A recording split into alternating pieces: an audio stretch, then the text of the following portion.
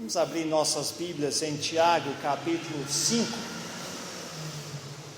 Tiago, capítulo 5, e nós vamos ler do versículo 7 ao 11. Tiago 5, do 7 ao 11. E a palavra de Deus diz assim: Sede, pois, irmãos, pacientes até a vinda do Senhor. Eis que o lavrador, isso é, fazendeiro, aguarda com paciência o precioso fruto da terra, até receber as primeiras e as últimas chuvas. Sede vós também pacientes e fortalecei o vosso coração, pois a vinda do Senhor está próxima. Irmãos, não vos queixeis uns dos outros, para não serdes julgados. Eis que o juiz está às portas.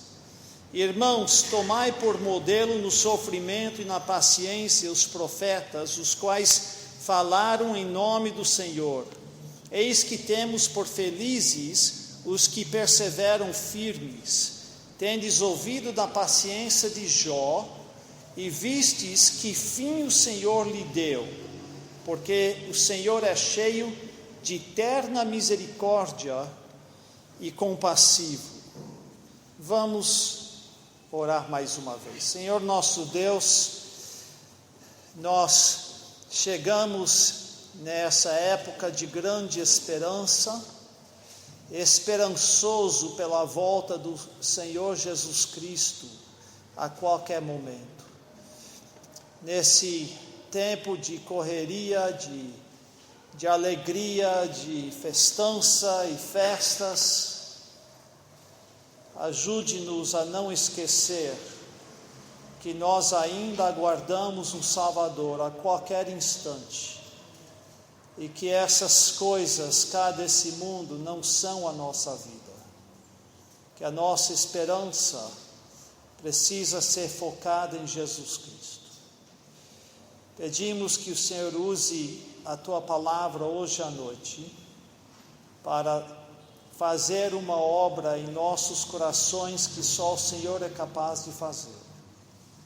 E te agradecemos desde já em nome de Cristo. Amém. Amém.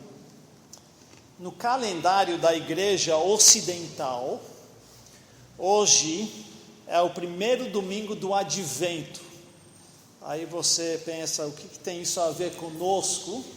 Nós não somos de uma igreja litúrgica, né, que segue o calendário eclesiástico. Não sei se você sabe, mas nas igrejas católica, luterana, às vezes presbiteriana, certamente anglicana e igrejas assim, há um calendário eclesiástico. Todo domingo eles lembram de alguma coisa. Nós fazemos isso um pouco, quando chegamos perto do Natal, nós tendemos a lembrar da vinda de Jesus Cristo ao mundo. Quando chega perto da Páscoa, normalmente nós fazemos alguma coisa em torno da morte e ressurreição de Jesus Cristo. Nós só não vamos a fundo e fazemos todas as práticas que eles fazem. E não estou querendo que a gente comece a fazer isso, então pode ficar tranquilo que nós não vamos fazer, mas esse ano eu achei interessante lembrar do Advento, por dois motivos. Porque eu terminei a minha série de mensagens sobre Daniel semana passada e não tinha nada o que fazer até o final do ano. E já que encaixou certinho com o Advento, eu falei, eu vou fazer o Advento. Segundo, porque talvez os irmãos não sabem o que é o Advento e o que é celebrado e lembrado nessa época do ano. E há uma coisa muito importante. Imagina ter 4 domingos por ano, onde a gente lembra desta ocasião que eu vou mencionar. A palavra advento significa vinda. Vocês já ouviram falar da igreja ou da seita adventista do sétimo dia. Eles são adventistas porque creram que Jesus já veio, o advento de Jesus já veio. São do sétimo dia porque eles celebram o culto deles no sábado, em vez de no primeiro dia da semana, como nós fazemos isso. No advento, nós lembramos a primeira vinda de Jesus ao mundo, mas especialmente nós começamos a esperar a segunda vinda dele. Pensa nisso. Um tempo, 4 semanas por ano, onde nós paramos para lembrar que Jesus Cristo está por vir a qualquer instante. Nós que somos crentes em Jesus Cristo, que mais do que qualquer outro povo, nossa esperança está em Cristo. A volta dele é para isso que nós vivemos. E nós não tiramos um tempo anual para lembrar que ele pode voltar e preparar os nossos corações para a vinda dele. O advento é um tempo de espera, talvez poderíamos até dizer um tempo de esperança. Nós temos as crianças, começaram a ver as árvores de Natal aparecendo. Eu vi no Facebook que tem árvore de Natal em algumas das suas casas, Aí os corações das crianças já começam a ficar, O que eu vou ganhar? Quando que o Papai Noel vem? Aí o Papai Noel começa a chegar, já começa a ter luzes, e cria aquela expectativa de alguma coisa que está chegando no dia 25. Em alguns lares as pessoas não conseguem esperar, já vão no shopping, já compra o presente logo, já entrega, e quando chega no Natal a criança já destruiu o brinquedo e perde a graça. Eu já vi isso acontecer muito. Na nossa casa não era assim, Os presentes começavam a aparecer debaixo da árvore, e era tudo que meus pais podiam fazer para a gente não ir lá mexer, para descobrir o que está lá, É um tempo de grande expectativa.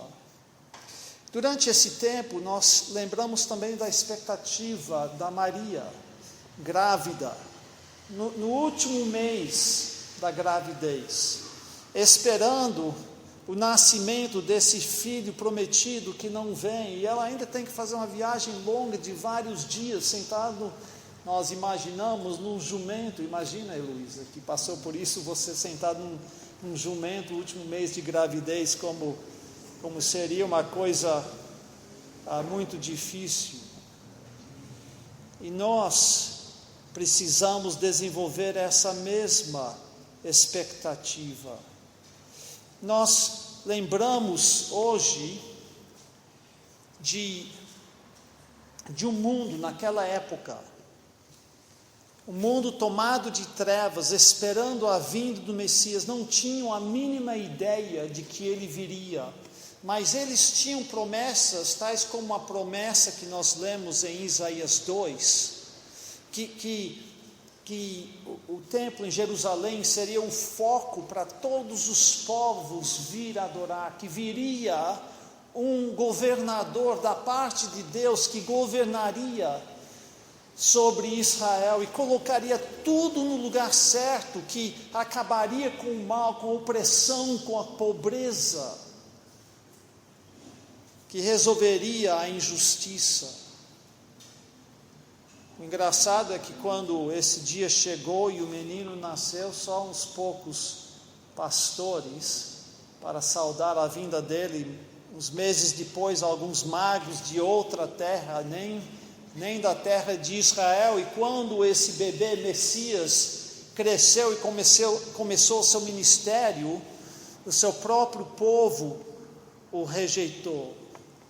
E nós hoje também vivemos num mundo tomado de trevas, um mundo que vai de mal a pior, um mundo que já teve tantas e tantas ideias para resolver os problemas do mundo, e todas essas ideias só trazem mais tirania, mais trevas, mais injustiça, mais angústia.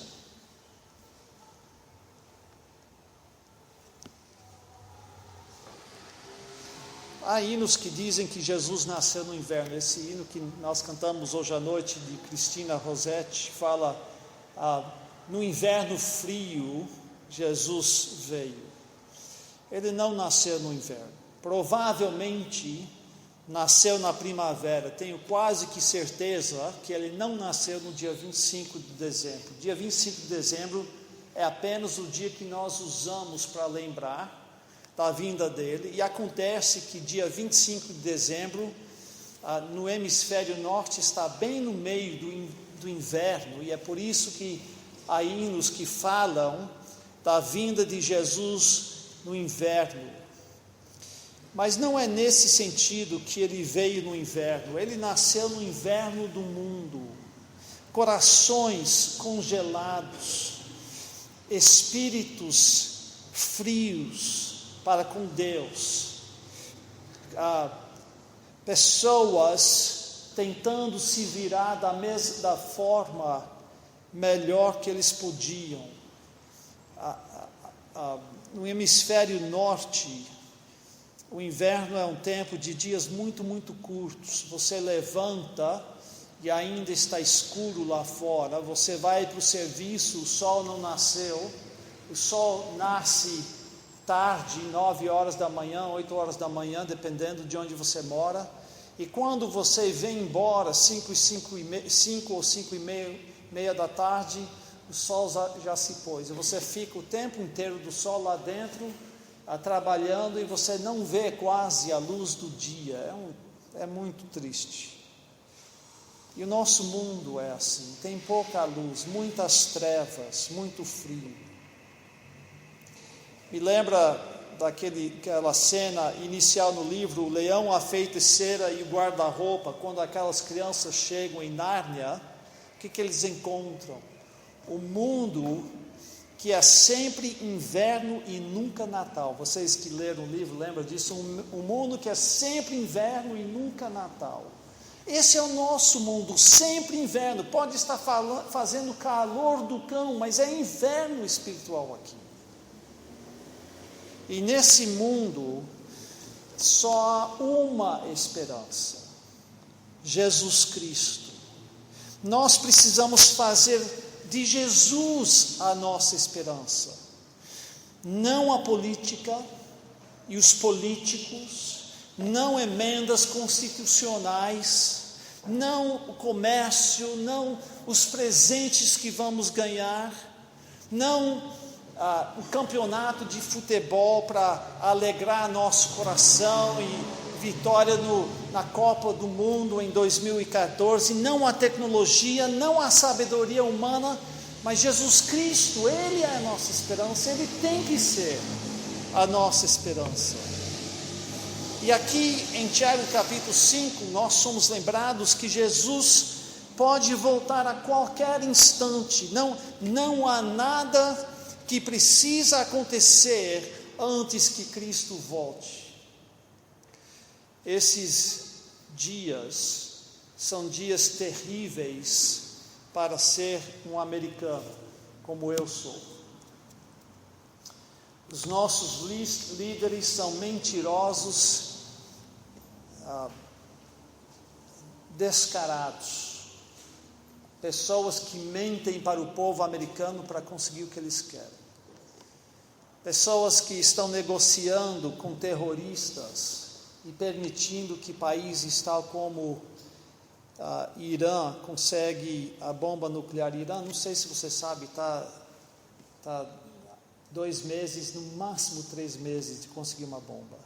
Fizeram um tratado esses dias que em vez de ser 6 semanas, 7 semanas para eles conseguirem uma bomba, é 8 ou 9. Não fez muita diferença. Imagina Irã com uma bomba nuclear, imagina o problema que vai ter, sei lá. O governo americano está disfuncional. É um terrível dia. Eu estava conversando com meu pai, falando dos problemas, e ele disse: olha, eu acho que está tudo levando para os últimos tempos, porque os Estados Unidos tem que sair de cena para Jesus Cristo voltar. E eu pensei cá com meus botões, nada precisa acontecer para Jesus voltar. Agora, é provável que o mundo entre em caos, mas Jesus pode voltar a qualquer instante. Não tem nada ainda que foi profetizado que tem que ocorrer. Nada. Ele pode voltar. E se nós pensamos que os nossos dias são ruins, imagina ser um crente na Segunda Guerra Mundial, quando você vê o povo tentando exterminar os judeus. E uma guerra que a gente não imagina, aquela guerra mundial onde quase todos os países do mundo estavam envolvidos. Tinha guerra, só não tinha guerra nos continentes americanos, mas na Europa, na Ásia, na África, todos os continentes completamente tomados. E nós desse continente estávamos enviando homens para morrer nas guerras naqueles lugares. Jesus pode voltar a qualquer instante, e nós chamamos isso da doutrina da volta iminente de Jesus. Tiago coloca isso de forma bem clara. No versículo ele diz: a vinda do Senhor está próxima. Alguns acham que ele estava enganado, porque faz quase 2000 anos desde que escreveu aquelas palavras. Mas está próximo aqui não significa que vai acontecer daqui um dia ou dois, mas que pode acontecer a qualquer momento. E se a vinda de Jesus estava próxima quando Tiago escreveu há 2000 anos, imagina hoje. Nós não temos nem a certeza que nós vamos terminar esse culto hoje à noite. Versículo 9 diz: eis que o juiz está às portas, ele está com a mão na maçaneta, pronto para abrir a porta. Ele pode abrir, ele vai abrir a qualquer instante. Você está sofrendo? Talvez você está sendo oprimido pelo seu patrão, talvez passando por problemas de saúde ou ansiedades financeiras. Talvez você está lutando contra o pecado, um pecado em especial, e você não consegue vencer. Talvez você sofre até alguma oposição pela sua fé. Em todos esses casos, a solução, a coisa que nos dá forças para superar tudo isso, é a volta de Cristo. Precisamos olhar para a volta de Cristo, precisamos anelar pela volta de Cristo, precisamos aguardar a volta de Cristo. Mas como devemos aguardar a volta de Cristo? A resposta aqui em Tiago 5 é com paciência. Aliás, essa palavra paciência, ou pacientes, ocorre 5 vezes nesse pequeno capítulo.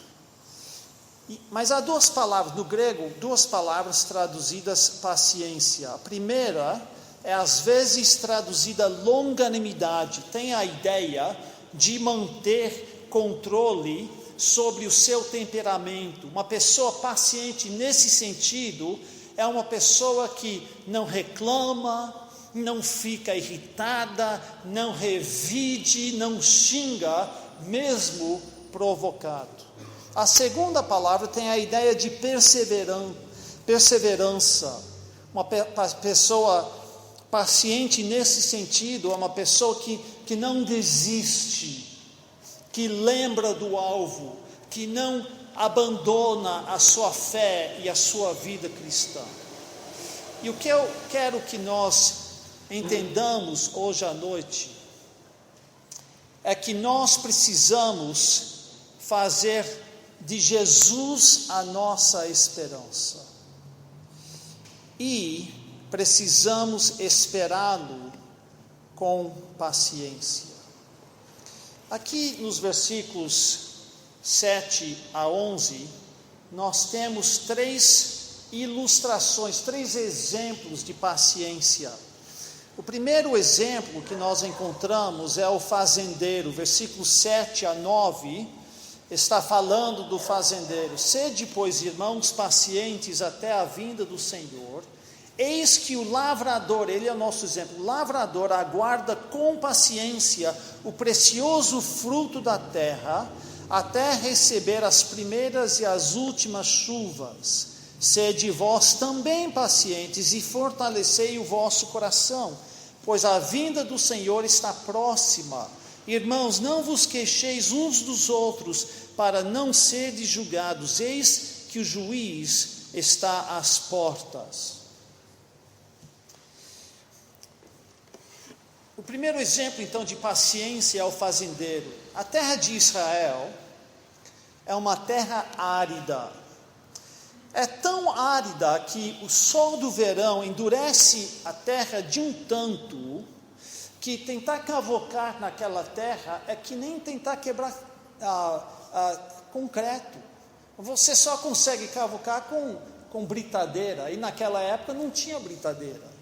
E mesmo se você consegue cavocar, nada nasce nessas condições, um solo tão duro. Então, o fazendeiro tinha que esperar pelas primeiras chuvas. Aqui são chamadas de primeiras chuvas, são as chuvas de outono. Isso é outubro e novembro na terra deles. Essa chuva amolecia a terra para que eles podiam plantar alguma coisa. Depois dessa chuva vinha a chuva do inverno, mas essa chuva não era tão importante quanto a chuva da primavera, né?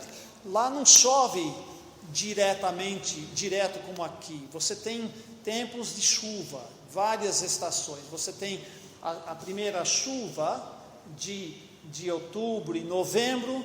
Depois no inverno talvez chova aqui e acolá, mas a chuva importante é a segunda chuva, que é a chuva de primavera nos meses de abril e maio. Era esta chuva que fazia com que as plantas crescessem. Sem essas chuvas, as primeiras e as últimas, não havia colheita. Então o fazendeiro tinha que ser paciente. Ele esperava as primeiras chuvas, esperava, e quando vinham, plantava.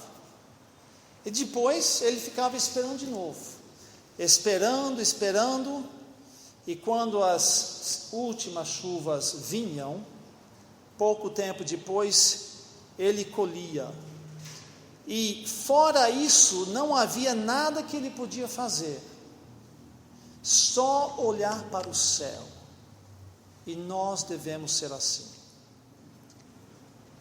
É claro que nós temos oportunidades para trabalhar, mas no final das contas, o nosso dever é ficar olhando para o céu, para a vinda do nosso Senhor.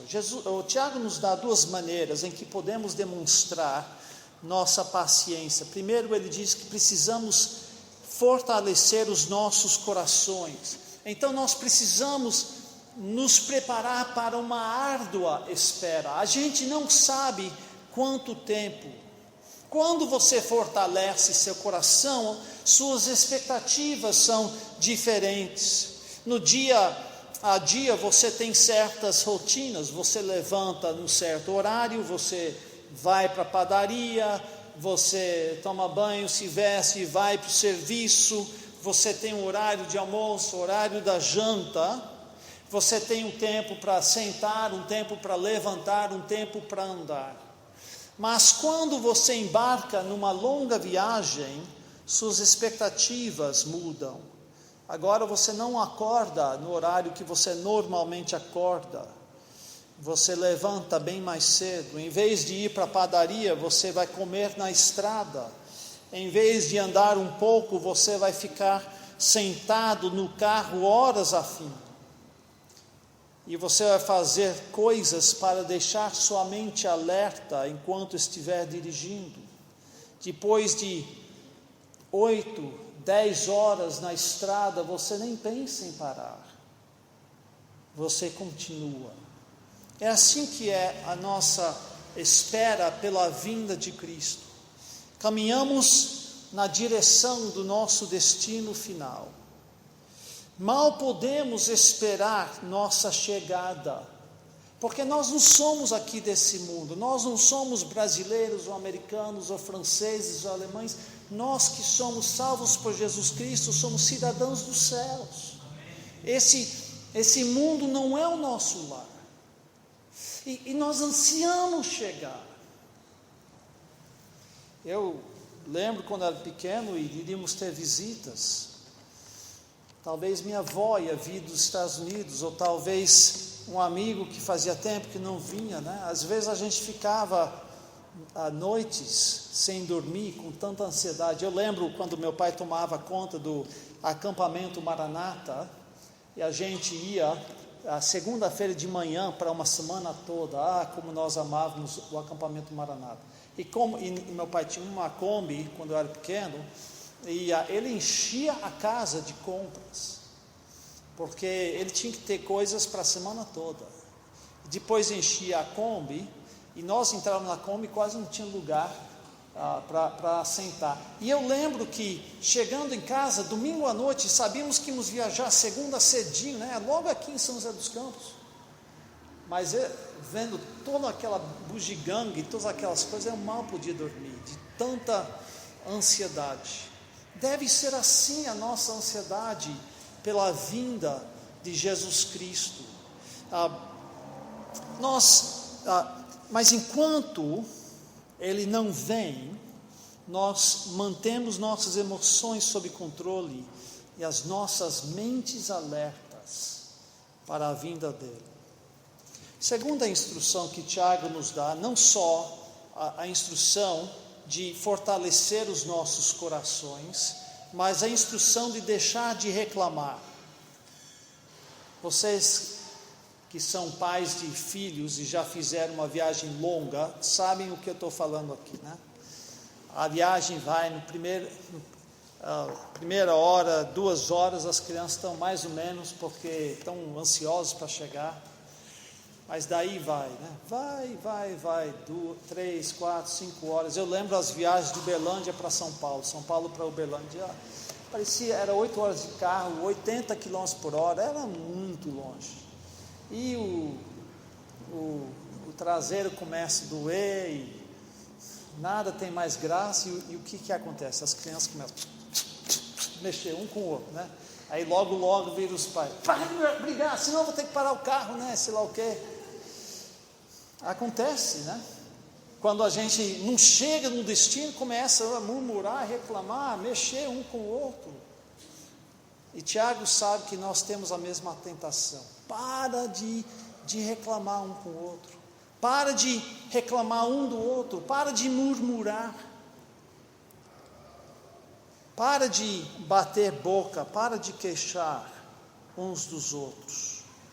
Precisamos suportar nesse ínterim, suportar uns aos outros com paciência. Se reclamarmos, Deus nos irá julgar. Então, o primeiro exemplo é o fazendeiro, que ele planta na hora certa, e a única coisa que ele pode fazer é olhar para o céu e esperar as chuvas chegarem, sem as quais não haverá colheita. O segundo exemplo são os profetas. Olha comigo no versículo 10. Irmãos, tomai por modelo no sofrimento e na paciência os profetas, os quais falaram em nome do Senhor. Os profetas que falaram em nome do Senhor. Então, os profetas são o segundo exemplo que ele nos dá. E talvez ele aprendeu isso com Jesus. Jesus, em Mateus 5, 11 e 12, diz: bem-aventurados sois quando por minha causa vos injuriarem, vos perseguirem, e mentindo disserem todo mal contra vós. Regozijai-vos e exultai, porque é grande o vosso galardão nos céus. Pois assim perseguiram aos profetas que viveram antes de vós. Ele não menciona um profeta específico, mas há dezenas de profetas que poderíamos lembrar. Eu quero lembrar de dois profetas. Um é Zacarias, filho de Joiada. Você vai encontrar a história dele em 2 Crônicas 24, dos versículos 20 a 22. O pai dele havia salvado a vida de Joás. Você lembra a história daquela rainha mãe malvada que matou todos os seus filhos e um filho escapou. Escapou porque o pai de Zacarias escondeu, Joiada escondeu esse rei.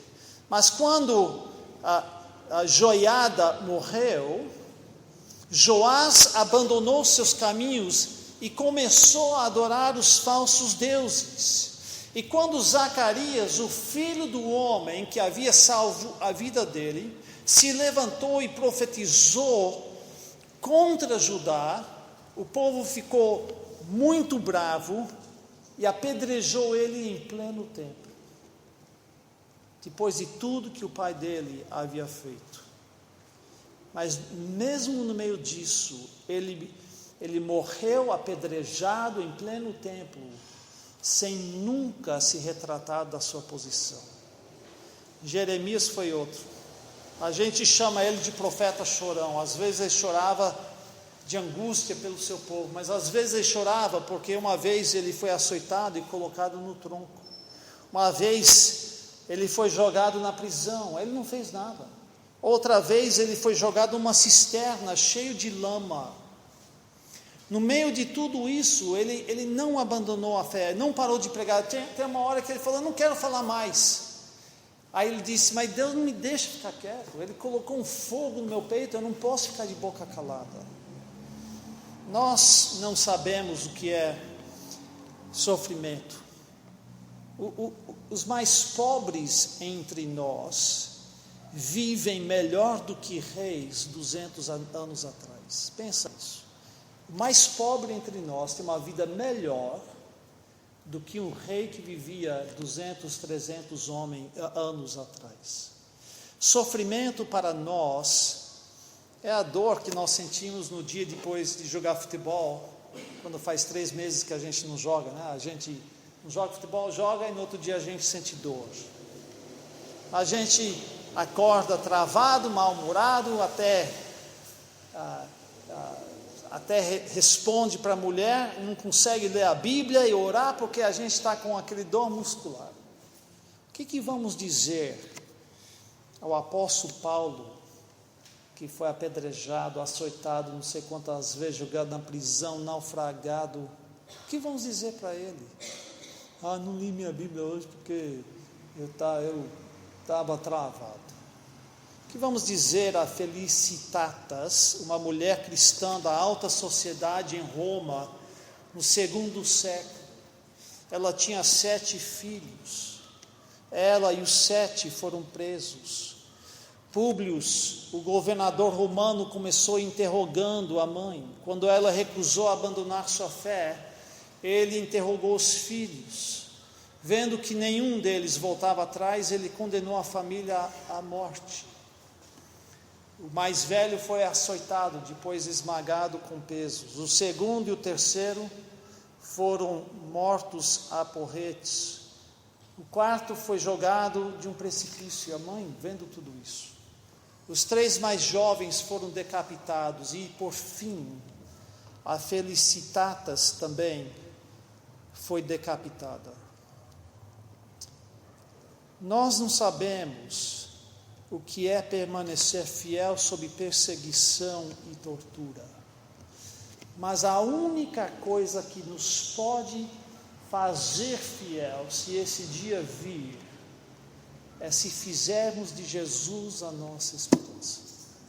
Se nós entendemos que não estamos para essa vida, que não estamos procurando aceitação aqui, nós temos alguém muito melhor e maior que vai nos aceitar um dia. Não importa o que os homens nos fazem. Outro exemplo é Jó. Versículo 11 fala da paciência de Jó. Eis que temos por felizes os que perseveram firmes, tendes ouvido da paciência de Jó e vistes que fim o Senhor lhe deu, porque o Senhor é cheio de eterna misericórdia e compassivo. Jó.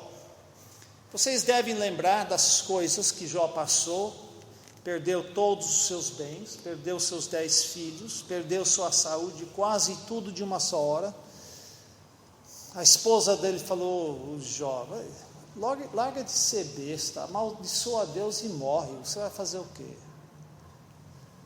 Teve 3 amigos da onça, que vieram supostamente para consolar, mas só falar mal dele. Ô Jó, você deve ser horrível para merecer tudo isso que você ganhou. E ele dizendo: eu sou inocente. Já não foi um homem perfeito. Há vários exemplos dele reclamando da sua situação. Ele até chega para Deus e fala: Deus, o Senhor está sendo injusto comigo, vem discutir comigo se for homem. Imagina falando assim para Deus, né? Mas Jó, mesmo assim, serve de exemplo para nós, porque no meio de tudo isso, ele nunca abandonou sua fé. Ele nunca seguiu o conselho da sua esposa, amaldiçoa a Deus e morre. E mesmo dizendo para Deus: o Senhor está sendo injusto, ele sabia que o Redentor dele vivia e que um dia em carne, isso é ressurreto, ele iria contemplar Deus face a face, iria ser resgatado de tudo aquilo, mesmo no sofrimento, mesmo achando que Deus estava sendo injusto.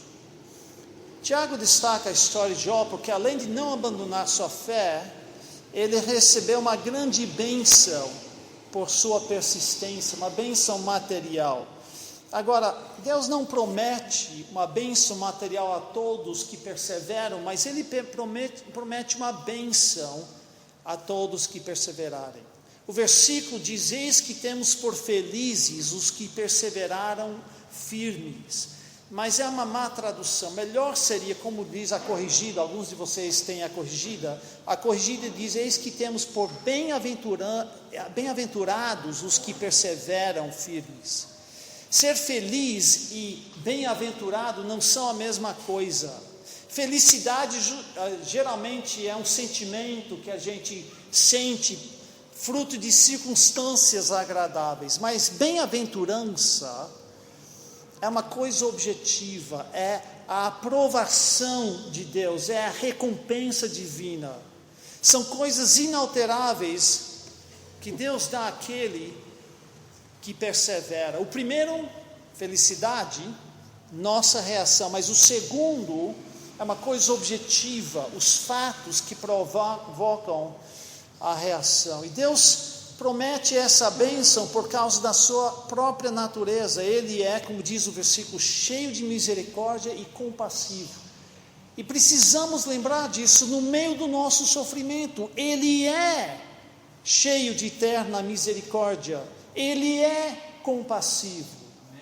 Só que Ele também entende o que nós precisamos. Embora Deus permita o mal vir a seus filhos, Ele não é cego. Ele vê e recompensa. Durante esse tempo de advento, você está lá fazendo compras, talvez enfeitando sua casa, colocando árvore de Natal, fazendo biscoitos e bolos e comendo panetone. Lembra que a nossa esperança é Jesus Cristo. Ele está por vir e Ele pode voltar a qualquer instante. Paulo diz: porque para mim tenho por certo que os sofrimentos do tempo presente não podem ser comparados com a glória a ser revelada em nós. 1 João 3, 2, nesse versículo, João diz: amados, agora somos filhos de Deus, e ainda não se manifestou o que haveremos de ser. Sabemos que, quando Ele se manifestar, seremos semelhantes a Ele, porque haveremos de vê-lo como Ele é. Essa é nossa esperança, é para isso que nós vivemos. Nós não podemos mudar nosso mundo muito. A única coisa que nós podemos fazer é olhar para o céu e esperar a volta do nosso Salvador, que vai acabar com essa bagunça, vai acabar com a injustiça e a maldade, e o crime e o mal, e vai estabelecer um reino que ninguém nunca vai destruir. Amém. Irmãos, vivamos pacientes na esperança da vinda do nosso Messias. Senhor nosso Deus e Pai, obrigado por esse lembrete, essa época do ano que nos faz lembrar que um dia um povo esperou pela vinda do Messias e ele não falhou, ele veio. E nós também esperamos. E ele não vai falhar, ele vai vir.